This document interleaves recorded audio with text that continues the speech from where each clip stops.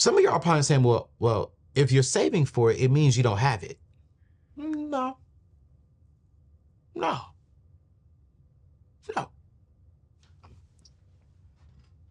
Saving means I go inside of my budget and I strategically say, hey, I don't want to see a huge dip go out of my account. Even though I may have the funds today, I don't need it today. So instead of me dropping $5,000 this month, which for some people won't hurt, right?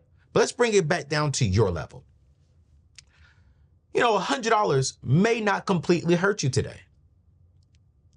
But why not just add it to next month's budget, put it inside of the budget to where you don't even feel it at all because you've already planned for it? Or put it in the next, let's say it's January today, February, put it in March budget, save for it in January and February. So by the time you get to March, there's really no impact. You don't feel nothing at all. You don't say, it is so funny when I hear people say, man, I got to get back to work. I got to get the grinding, man. I just dropped $500 this month. To me, what I hear people saying is, I didn't budget for that. I didn't budget for the car. I didn't budget for the purse. I didn't budget for the nice things. Like, that's all that I'm saying, is that you can have $10,000 in your account today, and that item could be $1,000. Do you have to buy it today? Because now, you can have $10,000 in your account today. If you spend $1,000, you're at $9,000 in your account today. But if you have $10,000 in your account today, watch this, see where I'm about to go? And you say, you know what, I'm gonna save for 3 months. Okay, cool, great. I'm gonna set aside, $350 every month? Now, instead of you having $10,000 in your account today, you still have $10,000, but out of that $10,000, you're allocating $350 out of that account to be saved for the next month. So now you get to next month, you got $10,000, but then now you got a little bit more. It's all about saving. And the key thing, what I really want y'all to focus on in 2025 is I want you to really focus on paying cash. I want you to avoid debt at all costs by saving up and paying for it in full. But one of the things here, it requires patience. Because one thing, I see some of my friends and some of my peers going out there and getting everything that they want, but they're financing it. But delayed gratification leads to financial freedom. And I'm not knocking anyone for how they do things. I'm here to teach what I believe, and if you rock with it, you rock with it. If you don't, cool, great, I respect it. But I'm going to tell you, man, it feels so good to know that when I do see my income drop, because as a business owner, I see it and I feel it when it's a low month. Our team members don't feel it because I got to pay them for their job, right? But for me, who doesn't get a guaranteed check every single month, oh yeah, I feel that dip. But it's like, oh, that's so good, God. I see the dip, but I don't necessarily feel the dip. Feeling it means I needed that money to pay bills and survive. Seeing it means, oh, I saw I didn't make that much money, but because I only got a mortgage payment and regular utility bills, I still make a good amount of money to pay those bills. So I don't feel it because I don't have car notes.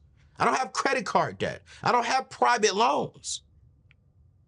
I have real estate loans, but I don't have anything outside of that. Because I'm willing to delay my gratification so that when I do get the car, when I do get the nice things, I'm not looking at it like, oh my gosh.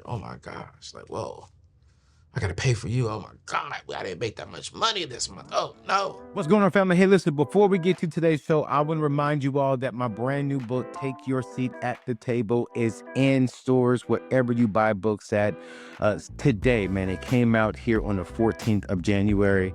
And I just wanted to remind you that, listen, the caliber of your financial future will be determined by the decisions you made today. And one of the key decisions you need to make is to take a seat at the head of your table, at the head of your life. Stop giving people the permission to tell you what to do with your life. Remember, ownership equals freedom. When we have ownership of our lives and our decisions, that's when true freedom, financial freedom, relationship freedom, freedom period, really happens. Listen, go to anthonyoneal.com/book, get a copy of this book. And if you buy this book here, I'm going to give you $2,000 worth of bonuses to help you fulfill your assignment and to reach your financial goals this year. Go to anthonyoneal.com/book, and let's get into today's show. Which leads me to the last thing. I'm gonna get up out of here. You gotta pay off your debt sooner, y'all. Not later. I need to get aggressive with paying off debt. You know, in class, I'm teaching young people who some of them have student loan debt. A lot of them have student loan debt. And I'm teaching them now, like, hey, when you get out of school, number one, make sure that you choose the right job in the right state. That's going to give you the most margin, because you're going to need that margin to eliminate this debt. When you eliminate this debt, it puts you in a position to have even more margin, right? And now you take that margin and now you save it. Now you invest it. Now you start doing some of the things that you desire, because debt is like a weight holding you back from financial freedom. Debt is like that weight that if you jump in the pool, you're trying to jump up and you feel some level of jumping up, but that weight brings you right back down. You see, when I hear people say debt, I got to use other people's money. Debt is not designed to get you to the top.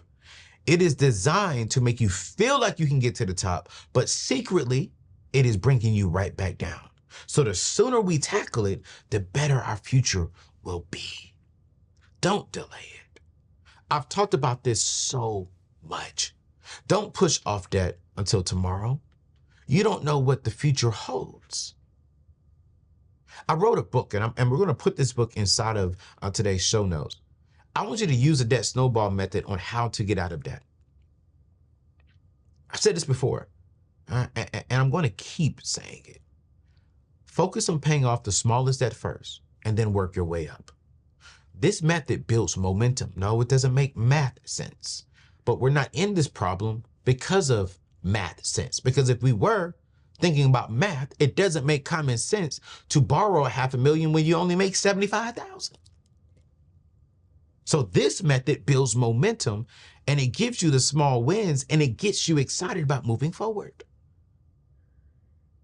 So I want you to get the book. We're going to put it inside the comment section. It's 100% free, right? It's 50 pages long, and I'm walking you through on how to get rid of your debt now. Because here's the thing, I want you to free yourself. The longer you wait, the harder it's going to get, because it's the more money that you're stacking up. So aggressively paying off your debt frees up your income. And so I want to end today's show by going over to Luke chapter 16, verses 10. And I want to keep moving on here too. I'm reading it from my Bible. Y'all know me, man. I'm just, this is that year, y'all. Man, I need to get this Bible actually rebounded, because it's falling apart, and it's making me a little sad that my Bible is falling apart, but I got to get it. But Luke chapter 16, verse 10 says, "Whoever can be trusted with very little can also be trusted with much. And whoever is dishonest with very little will also be dishonest with much." Verse 11, I want to keep going. "So if you have not been trustworthy in handling," watch this, "worldly wealth, who will trust you with true riches?" Verse 12, "And if you have not been trustworthy with someone else's property, who will give you property of your own?" Whoever can be trusted with little, God will give you more.